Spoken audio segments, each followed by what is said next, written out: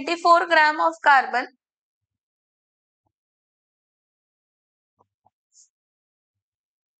24 gram of carbon reacts with some oxygen to make 88 gram of carbon dioxide.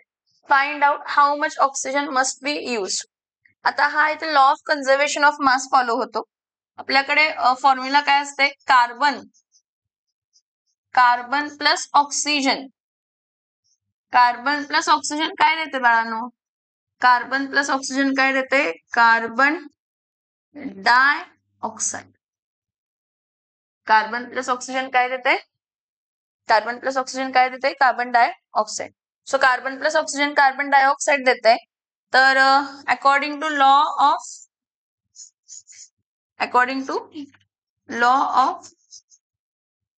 conservation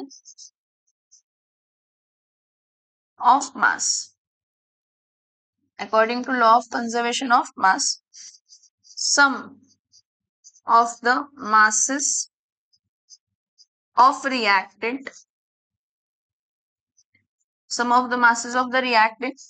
before the reaction, sum of the masses of the reactant before the reaction is equals to काय असते?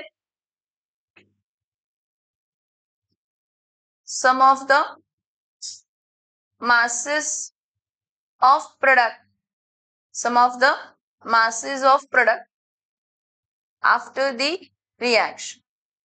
Sum of the masses of product after the reaction. आता कार्बनचं मास किती आहे?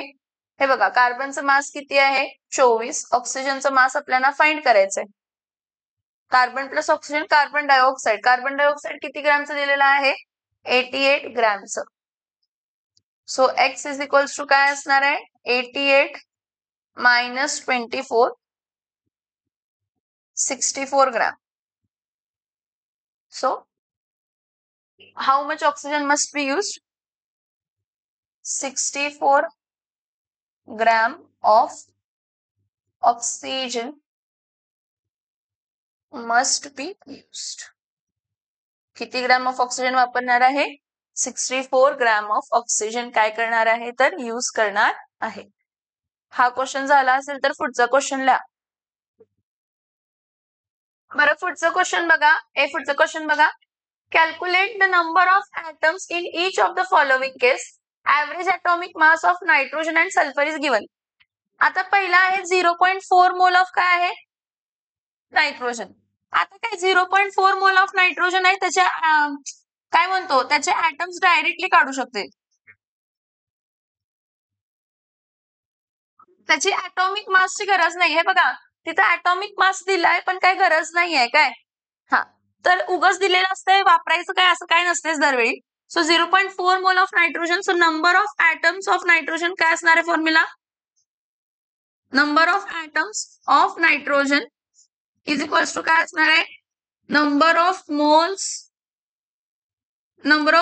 Into Avogadro's number. Yes, number of moles किती आहे? 0.4. Avogadro's number 6.022 into 10 raised to 23. मग आता 4 1 जा 4 2 जा 8, 4 1 जा 4 2 जा 8, 4 0 जा 0, 6 4 जा 24. मग डेसिमल किती शिफ्ट करायचे? 1 2 3 4, 1 2 3 4, 2.4088 into 10 raised to 23 atoms of काय आले तर? नायट्रोजन आले. हे पहिल्या केसमध्ये. दुसऱ्या केसमध्ये काय आहे? 1.6 ग्रॅम ऑफ काय आहे तर? सल्फर. आता ह्याचे नंबर ऑफ मोल्स पहिला फाइंड करायचे सल्फरचे. ऍटॉमिक मास दिलाय सल्फरचा. किती ऍटॉमिक मास सल्फरचा? 32 युनिफाईड आहे. सो इथं काय असणार आहे तर? Number of moles is equals to mass of sulphur divided by molar mass of sulphur. So mass किती आहे?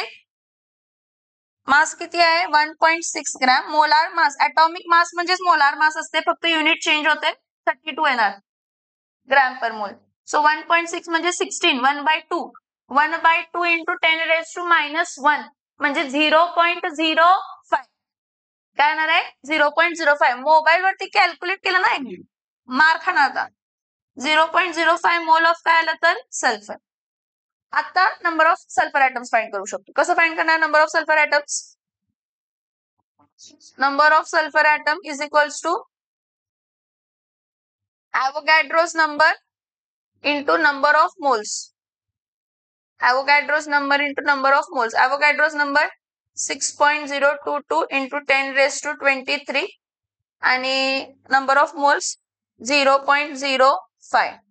आता काय करताय बघा, किती येते मल्टिप्लिकेशन सांगा त्याचा. 0.005 म्हणजे त्याला आपण 1/2 into 10 raised to -1 कन्सिडर करू शकतो. म्हणजे इथं 3.011 into 10 raised to काय येणार आहे 22 काय ह्याला 1/2 कन्सिडर करून 10 raised to -1 कन्सिडर केलं.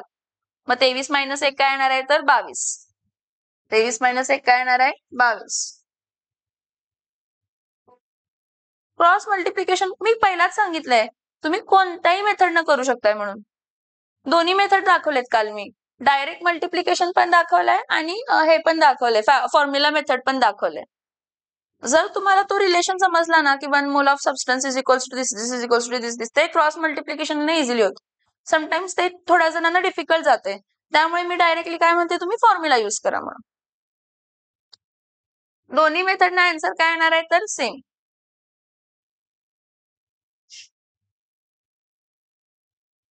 क्वेश्चनला पुढचा.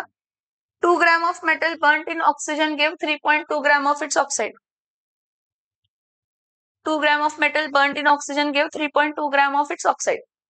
1.42 gram of same metal heated with steam give 2.27 gram of its oxide. Which law is verified? हे बघा, इथं बघा, लॉ कोणता व्हेरीफाय करतो?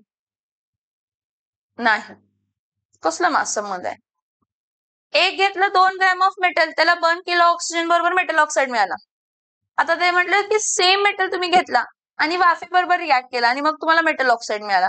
म्हणजे तुम्ही काय केला डिफरंट सोर्सेस तुम्ही यूज केला. एका मेथड मध्ये metal plus oxygen metal oxide मिळालं आणि दुसरं मेटल प्लस स्टीम काय मिळालं तर metal oxide. Irrespective of source और method of preparation the compound form is having same proportion by mass और same percentage by mass of the element present in it. म्हणजे कोणतं लॉ असणार आहे?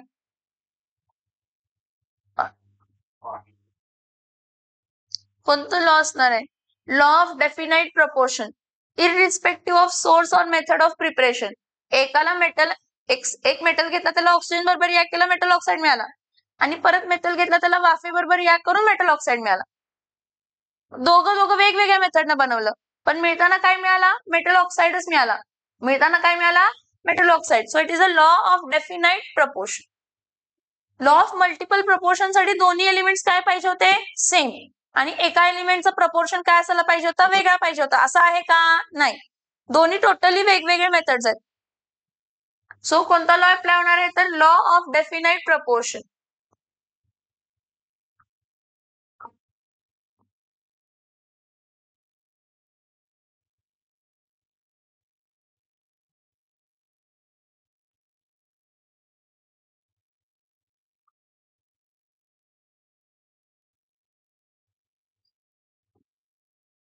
आता नेक्स्ट प्रश्न बघा, हा खूप सोपा आहे.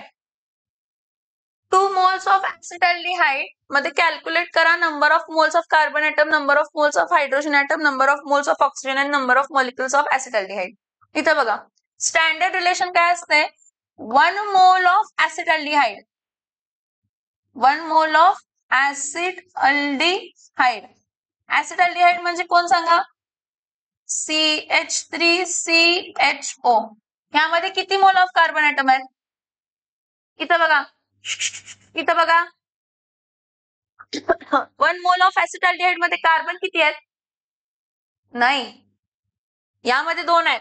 सो 1 मोल ऑफ acetaldehyde मध्ये काय असणार आहे 2 मोल ऑफ काय असणार आहेत तर carbon item. 2 mole of carbon item, 4 mole of काय असणार आहे तर hydrogen item. 4 mole of hydrogen item. त्यानंतर 1 मोल ऑफ काय असणार आहे तर 1 mole of oxygen item. 1 mole of oxygen item. हे एका मोल ऑफ acetaldehydeचं झालं. आणि एका मोल ऑफ acetaldehyde मध्ये मॉलिक्युल्स किती असणार आहेत तर 6.022 into 10 raised to 23 molecules of काय असणार आहेत तर ऍसिटाल्डिहाइड 6.022 इंटू 10⁻23 मॉलिक्युल्स ऑफ काय असणार आहेत तर ऍसिटाल्डिहाइड. मग मला सांगा हे जर एका मोल साठी आहे, हे जर मी 2 मोल साठी म्हटलं तर 2 मोल ऑफ ऍसिटाल्डिहाइड साठी काय काय असणार आहे 2 मोल ऑफ ऍसिटाल्डिहाइड मध्ये काय काय असणार आहे सगळ्याला मल्टिप्लाय बाय काय करायचं 2 सगळ्याला मल्टिप्लाय बाय 2 म्हणजे 2 इंटू 2 मोल ऑफ काय असणार आहे carbon atom 2 into 2 mole of काय असणार आहे तर कार्बन ऍटम किंवा 2 इंटू 4 मोल ऑफ काय असणार आहे तर हायड्रोजन ऍटम. कारण सगळे मल्टिप्लाय बाय 2 करायचं एका मोल मध्ये एवढं आहे तर 2 मोल मध्ये किती असणार आहे सगळ्याला मल्टिप्लाय बाय 2 करायचं. मग परत काय येणार आहे 2 into 1 mole of oxygen atom त्यानंतर 2 into 6.022 into 10⁻23 molecules of acetaldehyde of what acetaldehyde. म्हणजे इथं 2 इंटू 2 म्हणजे किती असणार आहे 2 इंटू 2 म्हणजे किती असणार आहे 2 इंटू 2 म्हणजे किती असणार आहे 2 इंटू 2 म्हणजे काय असणार आहे इथं हा रे बाबा 4 मोल ऑफ काय असणार आहेत कार्बन ऍटम त्यानंतर 8 मोल ऑफ काय असणार आहेत तर हायड्रोजन ऍटम 2 मोल ऑफ काय असणार आहेत तर ऑक्सिजन ऍटम आणि 6.022 इंटू 2 म्हणजे 12.044 इंटू 10⁻23 मॉलिक्युल्स. ह्याला तुम्ही स्टँडर्ड फॉर्म मध्ये पण करू शकता मॉलिक्युल्स ऑफ ऍसिटाल्डिहाइड. ह्यालाच स्टँडर्ड फॉर्म मध्ये कसं एक डेसिमल पुढे काय मागे काय पुढे काय करायचं शिफ्ट म्हणजे काय येणार आहे 1.2044 into 10⁻23 molecules of ऍसिटाल्डिहाइड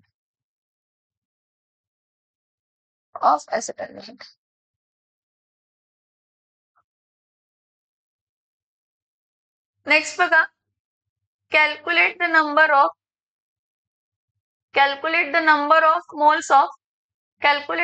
of moles of magnesium oxide MgO in 80 gram and 10 gram of its compound.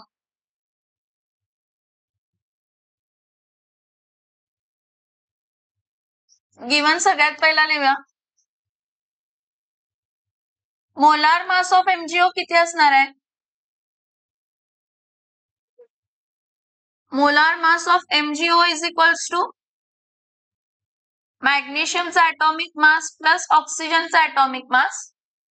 मॅग्नेशियमचा atomic mass किती आहे 24 ऑक्सिजनचा ॲटॉमिक मास किती आहे 16 म्हणजे किती असणार आहे तर 6 + 4 10 40 ग्रॅम पर मोल. इथं बघा molar mass of MgO 40 gram आला. नंबर ऑफ मोल्स फाइंड करायचे कसं फाइंड करणार number of moles of MgO is equals to काय असते तर mass of MgO divided by molar mass of MgO. आता पहिली केस किती ग्रॅम आहे 80 ग्रॅम ऑफ MgO. हे बघा 80 gram of MgO given mass आहे. मग इथं number of moles of MgO काय असणार आहे number of moles of MgO is equals to given mass divided by काय असणार आहे मोलार मास. मग गिवन मास किती आहे 80 मोलार मास किती आहे 42 मोल्स. ओके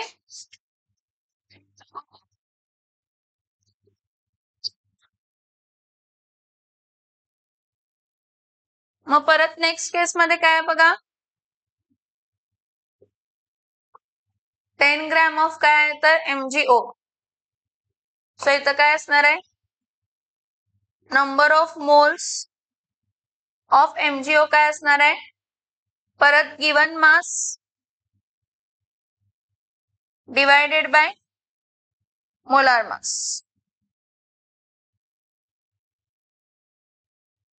10 divided by 40, 0.25 मोल.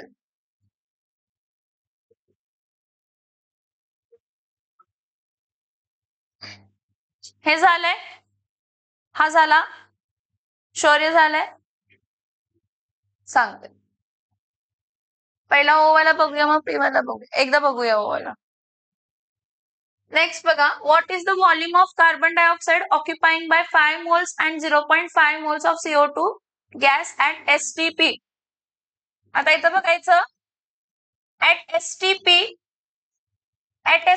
1 मोल, at STP 1 mole of CO2 मध्ये किती असणार आहे?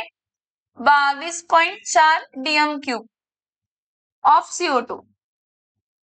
मग 5 मोल ऑफ CO2 मध्ये किती असणार आहे? 5 moles of CO2 is equals to काय येणार आहे? 5 into 22.4 म्हणजे 5 4 जा 20, 2 2 जा 5 to 10 11 12, 5 1 5 to 10 plus 1 11. Next 0.5 mole of CO2 ला काय असणार आहे? परत 0.5 into 22.4, एक डेसिमल फक्त शिफ्ट करायला लागणार. 11.2 dm³ ऑफ CO2 ऍट काय असणार आहे तर STP. हे झालं का सांगा. Calculate the mass required of potassium chlorate to liberate 6.7 dm³ of oxygen. ह्याची स्टँडर्ड रिएक्शन माहित असायला पाहिजे. स्टँडर्ड रिएक्शन काय याची? 2KClO3 in presence of manganese dioxide. ही तुम्हाला 10वीला ना कॅटलिस्टच्या फॉर्मेशनला झालेली आहे reaction. Gives 2KCl plus 3O. आता हा रिलेशन मिळाला की तुम्ही इझिली कॅल्क्युलेट करू शकता. सांग, हा झाला का सांगा क्वेश्चन. 2KClO3 एरो वरती हे 2KCl plus 3O2, 2KCl plus 3O2.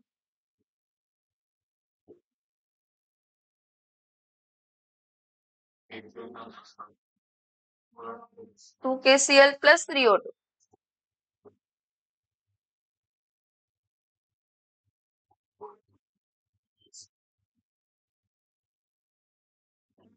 हा हा,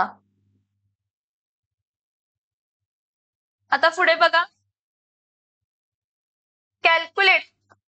Calculate the mass of potassium chlorate required to liberate 6.72 dm³ of oxygen at STP. जर मोलार मास दिलाय त्याचा, काय दिलाय? Molar mass. हा ऍक्च्युली मास व्हॉल्यूम रिलेशन मधला इक्वेशन आहे. हे आपल्याला पुढच्या टॉपिक मध्ये पॉइंट आहे. मास रिलेशन, मास व्हॉल्यूम रिलेशन, व्हॉल्यूम रिलेशन मध्ये. सगळ्यात पहिला गिवन घेऊया, काय काय आहे? मोलार मास. गिवन काय आहे? Molar mass. Molar mass of KClO3 किती आहे? मोलार मास ऑफ KClO3 किती आहे? 122.5 काय आहे तर ग्रॅम आहे. नाही आता नाही, फक्त मोलार मास 122.5 ग्रॅम आहे. त्यानंतर 6.72 dm³ of O2 is liberated.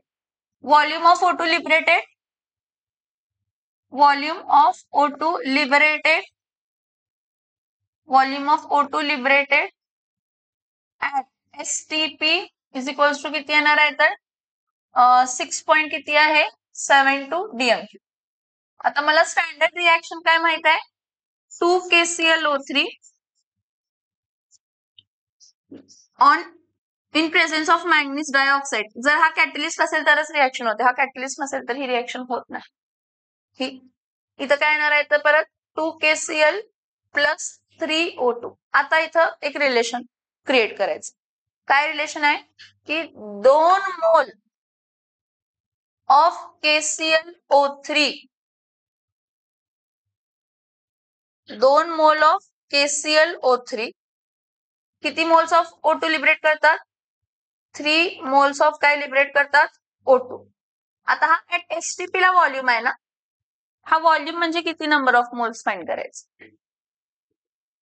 6.72 DM cube म्हणजे किती व्हॉल्यूम हे फाइंड करायचं. नंबर ऑफ मोल्स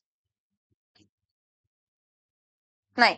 39 कसं, हा सांगते काय करायचंय. Number of moles of O2 mass find करायचंय KClO3चा 6.72 डीएम क्यूब. जरा ऐकून घ्या पहिला माझं प्रश्नाचं उत्तर. Number of moles of O2 कसं फाइंड करणार आहे. गिवन व्हॉल्यूम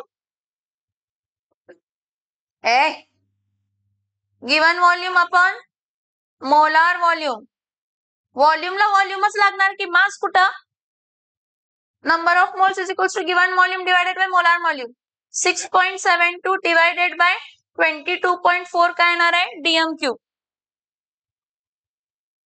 आता हा कितीचा येतो 4 1 जा 4 2 जा 4 3 जा 12 येतोय.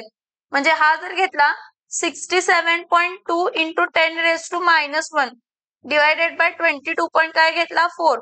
हा 1 जा येत आणि हा किती जा येत आहे 3 जा. म्हणजे number of moles of O2 किती आहे तर 0.3 मोल्स ऑफ O2. हे बघा 2 मोल्स ऑफ KClO3 ला 3 मोल्स ऑफ O2 लागतायत. तर 6.72 डीएम क्यूब म्हणजे किती मोल झाले ऑक्सिजनचे 0.3 मोल.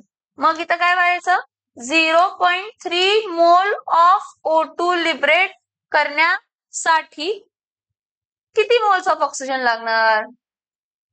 सॉरी किती मोल्स ऑफ KClO3 लागणार. किती लागणार क्रॉस मल्टिप्लाय करून ठीक आहे किती लागणार आहेत. x is equals to 0.3 into 2 divided by 3 म्हणजे 3 1 जा आणि हा काय येणार आहे तर 0.1 जा म्हणजे किती आलं 0.2 मोल्स. 0.2 मोल्स ऑफ काय आलं 0.2 मोल्स ऑफ काय आलं 0.2 मोल्स ऑफ KClO3. समजतंय का. आता 0.2 मोल ऑफ KClO3 म्हणजे मास किती फाइंड करायचं. मग मास कसं फाइंड करणार आहे mass of KClO3 is equals to number of moles into molar mass. Number of moles into molar mass. मग number of moles 0.2. molar mass किती आहे 122.5. 122.5 ग्रॅम. मग 0.2 म्हणजे काय असते 2/10 इंटू 122.5. त्याला असंही करू शकते 2 इंटू 12.25. 5 2 जा 10 2 2 जा 4 प्लस 1 5 परत 2 2 जा काय येणार आहे 4 परत 2 1 जा 2 24.50 काय येणार आहे तर ग्रॅम ऑफ KClO3. काय काय केलं समजतंय का बघा अनेकदा. आपण काय म्हटलं मोलार मास KClO3चा एवढा आहे आणि व्हॉल्यूम लिबरेटेड एवढी आहे. एवढी व्हॉल्यूम लिबरेट होण्यासाठी किती मोल्स ऑफ KClO3 लागणार हे फाइंड करायला पाहिजे. मग कसं फाइंड करणार आहे सगळ्यात पहिला आपण काय फाइंड केले नंबर ऑफ मोल्स ऑफ काय फाइंड केले तर O2. Number of moles of A2 given volume divided by molar volume किती आहे 0.3 मोल्स. ठीक आहे. मग मला स्टँडर्ड रिलेशन माहित आहे की 2 मोल ऑफ KClO3 ला 3 मोल ऑफ O2 लागतात. तर 0.3 मोल्स ऑफ O2 ला x मोल्स ऑफ KClO3 म्हणजे 0.2 मोल्स ऑफ KClO3 ला लागणार. मग 0.2 मोल्स ऑफ KClO3 म्हणजे त्याचा मास. आता हे एवढी भानगड करण्यापेक्षा एक सोपी अनेक भानगड सांगते. इथं बघा माझं स्टँडर्ड रिएक्शन काय आहे 2 KClO3 in presence of manganese dioxide gives 2 KCl plus काय असते तर 3 काय असते तर O2. आता मी जे सांगते ते सगळ्यांनी तर लक्ष द्यायचं. 2 mole of KClO3 2 mole of KClO3 ला 3 मोल ऑफ काय लागतात तर ऑक्सिजन लिबरेट होतात. 2 मोल ऑफ KClO3 रिएक्ट झाल्यानंतर 3 मोल ऑफ काय रिएक्ट करतात तर ऑक्सिजन लिबरेट करतात. इथं मास व्हॉल्यूम रिलेशन आहे. कसला रिलेशन आहे कसला व्हॉल्यूम रिलेशन आहे मास व्हॉल्यूम. म्हणजे मला इथं दिलंय की ऑक्सिजन किती लिबरेट झालाय O2 6.72 डीएम क्यूब लिबरेट झालाय. मग त्यासाठी लागणारा KClO3 चा काय विचारलाय? KClO3 चं काय विचारलंय? मास. मी तर रिलेशन काय वापरणार? मला माहित आहे 1 mole of any substance is equals to its molar mass असते. मग 2 मोल ऑफ एनी सबस्टन्स म्हणजे 2 इंटू काय असणार आहे तर मोलार मास 2 इंटू 122.5. 2 इंटू 122 आहे ना? 2 इंटू 122 ग्रॅम ऑफ KClO3 ला. हा, ऑक्सिजन कोणाच्या टर्म्स मध्ये दिलाय?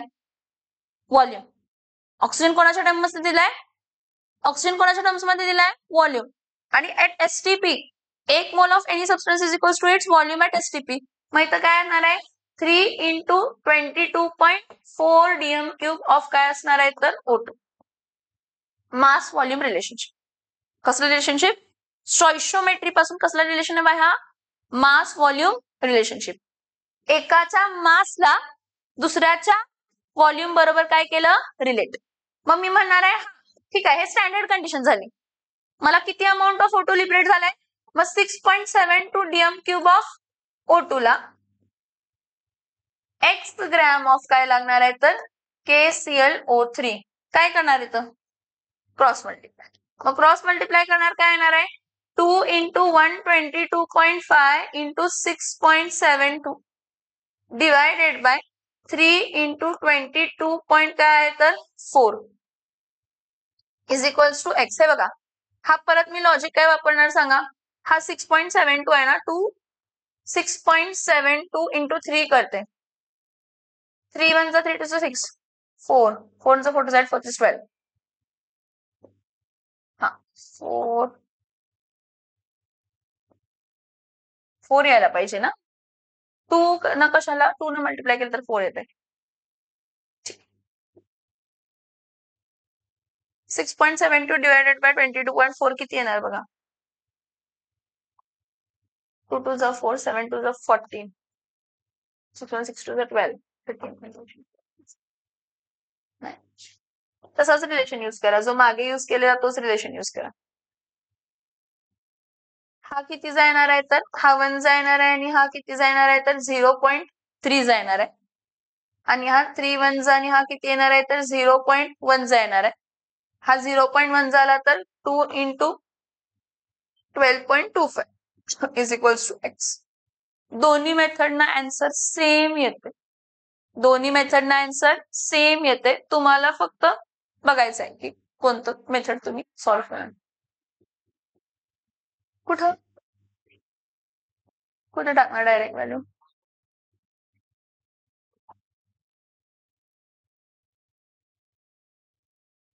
मी तुम्हाला दोन्ही वेळेला दाखवलं. मी तुम्हाला दाखवलं की पहिला मोल्स फाइंड करायचे दोघांचे. काय फाइंड करायचे? मोल्स. मग ऑक्सिजनचे मोल्स पासून KClO3चं मोल फाइंड करून त्याचं मास फाइंड करायचं. किंवा डायरेक्ट मास आणि व्हॉल्यूम रिलेशन वापरायचं. मास आणि व्हॉल्यूम रिलेशन आपण पुढे अॅनालिटिकल केमिस्ट्री मध्ये बघणार आहे. मास व्हॉल्यूम रिलेशन, मास रिलेशन, व्हॉल्यूम रिलेशन.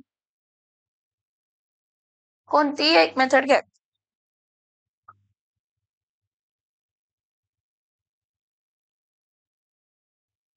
हायड्रोजन कशामधले तर युरिया मधले. क्वेश्चन काय बघा? Calculate the number of atoms of hydrogen present in 5.6 gram of urea. युरियाचा फॉर्म्युला दिलाय. Also calculate the number of atoms of nitrogen, carbon and oxygen. सोप्या भाषेत तुम्हाला सांगू का? तुम्हाला सगळे नंबर ऑफ ऍटम्स फाइंड करायचे आहेत 5.6 ग्रॅम ऑफ युरियाचे. किती ग्रॅम ऑफ युरियाचे? 5.6 ग्रॅम. मग आपण काय करायचं? सगळ्यात पहिला नंबर ऑफ मोल्स फाइंड करायचा आणि एक रिलेशन फाइंड करायचा. सगळ्यात पहिला गिवन काय आहे? 5.6 ग्रॅम ऑफ काय आहे तर युरिया. हा मास आहे. आणि मोलार मास ऑफ युरिया किती ग्रॅम असते तर 60 ग्रॅम ऑफ काय असते? युरिया. हे पाठ असायला पाहिजे. हे आपण एक न्यूमरिकल पण बघितला याचा. काय आहे? NH2CONH. मग nitrogen 14 into 2, hydrogen 4 into 1, oxygen 12 into 1, oxygen 16 into 1. हे सगळं ऍड करून तुम्हाला मोलार मास किती मिळते तर 60 ग्रॅम ऑफ काय येते? युरिया. आता पुढे कंडिशन. 1 मोल ऑफ युरिया, एका मोल ऑफ युरियामध्ये किती मोल ऑफ नायट्रोजन ऍटम्स आहेत?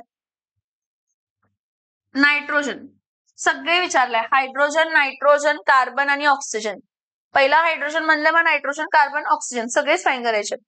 सो 2 मोल ऑफ काय असणार आहेत तर नायट्रोजन ऍटम. कारण युरियामध्ये 2 आहेत ना, युरियाच्या मॉलिक्युलर फॉर्म्युलामध्ये NH2CO NH2 आहे, मग 2 मोल of nitrogen atom. 4 mole of काय असणार आहेत तर 4 मोल ऑफ ऑक्सिजन ऍटम. त्यानंतर 1 mole of 4 mole of hydrogen, oxygen नाही हायड्रोजन, सॉरी. 4 मोल ऑफ काय झाले तर हायड्रोजन ऍटम. 1 मोल ऑफ काय असणार आहे ऑक्सिजन ऍटम. परत 1 मोल ऑफ काय असणार आहे कार्बन ऍटम. हे मला रिलेशन मिळाला, हा खूप इम्पॉर्टंट रिलेशन आहे, कारण मला आता फक्त number of moles of urea find करायचे आणि जे काही number of moles of urea असतील त्याला मल्टिप्लाय बाय दर ह्याला 2 इंटू जे काही नंबर ऑफ मोल्स आलेले आहेत त्याला मल्टिप्लाय करायचं. ठीक आहे, मग आता इथं काय करणार आहे, सगळ्यात पहिला number of moles of urea, number of moles of urea is equals to mass divided by molar mass. Mass किती आहे तर 5.6, मोलार मास किती आहे तर 60. आपण हा क्वेश्चन सॉल्व्ह केलाय मागच्या ह्याच्यामध्ये, सॉल्व्ड एक्झाम्पल्स मध्ये हा क्वेश्चन सॉल्व्ड आहे. ह्याचा आन्सर येते 0.09333 मोल्स. हे रिकरिंग आहे, 0.09333 मोल्स काय आहेत तर रिकरिंग आन्सर. ठीक आहे, हे number of moles of urea आले. आता next number of moles of urea मला माहित आहे, मी काय करणार आहे 0.933 मोल्स ऑफ युरिया मध्ये number of moles of nitrogen atom किती असणार आहे 2 into 0.0933 atoms number of moles, आणि मग त्याला ॲव्होगॅड्रोस नंबरनं काय करायचं मल्टिप्लाय. कोणाला मल्टिप्लाय करायचं, आपल्याला नंबर ऑफ ऍटम्स विचारलेत ना, आपल्याला काय विचारलंय नंबर ऑफ ऍटम्स. मग इथं काय करणार आहे, इथं बघा number of atoms of nitrogen, number of atoms of nitrogen is equals to काय असणार आहे number of moles of nitrogen, number of moles of nitrogen into Avogadro's number. मग number of moles of nitrogen किती असणार आहेत हे बघा, एका मोल ऑफ युरियामध्ये 2 मोल आहेत, मग 0.0933 मध्ये किती असणार आहे 0.933 मल्टिप्लाय बाय काय करणार तर 2, मग 0.933 multiply by 2 into Avogadro's number 6.022 into 10⁻23. समजलं मी लॉजिक काय यूज केलं, यस ऑर नो. एका मोल मध्ये 2 आहेत तर 0.0933 मध्ये 0.0933 इंटू 2 मोल्स झाले, आणि त्याला ऍटम्स मध्ये कन्वर्ट करण्यासाठी मल्टिप्लाय बाय काय केलं तर ॲव्होगॅड्रोस नंबर. परत काय आहे, हा प्रत्येकाचं असं करायचं. आता कार्बन आणि ऑक्सिजनचं सेमच येणार आहे, कारण ते दोन्ही 1-1 मोल आहेत, ते दोन्ही काय 1-1 mole. So number of atoms of काय येणार आहेत तर hydrogen is equals to again number of moles of hydrogen into काय येणार आहे तर ॲव्होगॅड्रोस नंबर. मग number of moles 0.0933 into 2 into 4 कारण 4 ऍटम्स आहेत ना, into 4 into Avogadro's number 6.022 into 10⁻23. मग परत number of atoms of oxygen is equals to number of moles of oxygen into Avogadro's number. मग number of moles 0.09333 into 1 into 6.022 into 10⁻23. परत कोण असणार आहे number of atoms of carbon is equals to again number of moles of carbon into Avogadro's number. Number of moles किती असणार आहे 0.0933 into 1 into 6.022 into 10⁻20. Mostly तुम्ही log table बघा आणि सॉल्व करा. ह्याचं तिघांचं ह्याचं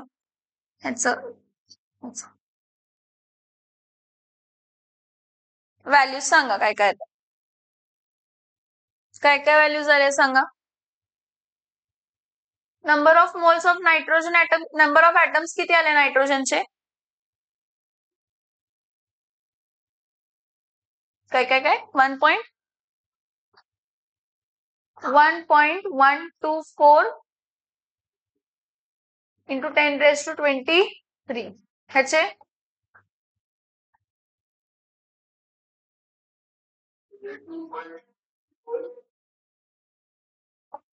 2.24. टेक्स्टबुक मध्ये सांगत नाहीये ना?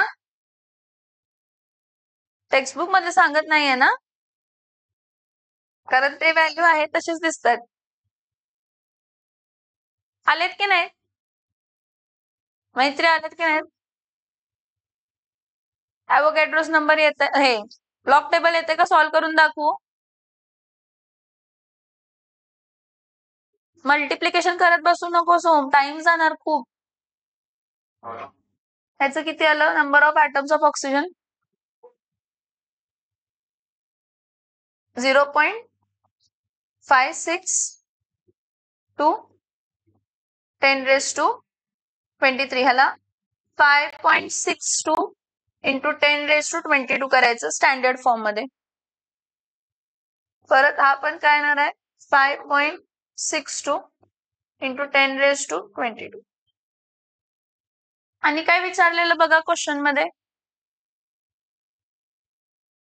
समजतंय का बघा? कॅल्क्युलेशन जर लॉग टेबल येत नसेल तर सॉल्व करून दाखवते, तरी पण सांगणार. Calculate the mass of sulfur dioxide produced by burning 16 gram of sulfur in excess of oxygen in contact process. आता ही जी रिएक्शन आहे, सल्फर प्लस ऑक्सिजन काय देते? तर sulphur dioxide. Sulphur plus oxygen काय देते? Sulphur dioxide.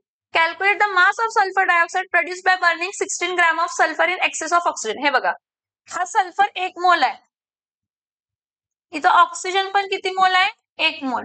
आणि सल्फर डायऑक्साइड पण किती मोल आहे? 1 मोल. ही रिएक्शनची स्टोइशियोमेट्री झाली आणि रिएक्शनची स्टोइशियोमेट्री बॅलन्स असायलाच पाहिजे. इथं ठीक आहे, सगळं 1-1 मोल न बॅलन्स होते, सगळ्या केसमध्ये 1-1 मोल न बॅलन्स होईल असं गरजेचं नाही. ठीक आहे, आता 1 मोल ऑफ सल्फर म्हणजे किती ग्रॅम असते? 32 ग्रॅम. 1 मोल ऑफ ऑक्सिजन म्हणजे किती असते? 32 ग्रॅमच असणार आहे, कारण हा सिंगल ऍटम आहे आणि हा मॉलिक्युल आहे. आणि सल्फर डायऑक्साइड किती ग्रॅमचा असतो? तर 64 ग्रॅम. त्यांनी विचारलंय काय? 16 gram of sulphur in excess of oxygen किती सल्फर डायऑक्साइड देणार? हे बघा, मला माहिती आहे की 32 ग्रॅम स्टँडर्ड रिएक्शन प्रमाणे इथं बघू 32 ग्रॅम किती देणार आहे? तर 64. तर मी काय लिहिणार आहे? 32 gram of sulphur gives 64 gram of SO2. Then therefore 16 gram of sulfur will produce X gram of SO2. So cross multiply केला, 32 into X is equals to 64 into 16. So X is equals to 64 into 16 divided by 32. 16 1 जा 16 2 जा 2 1 जा आणि 2 परत 32 जा, म्हणजे X is equals to 32. म्हणजे किती ग्राम? 16 gram of SO2, 16 gram of sulfur. 16 gram of sulfur produces 32 gram of sulfur dioxide. हे झालं ना? आता सगळे संपलं ना? ठीक आहे, जे हे आहेत क्वेश्चन्स आहेत ते तुमचं तुम्ही सॉल्व करा.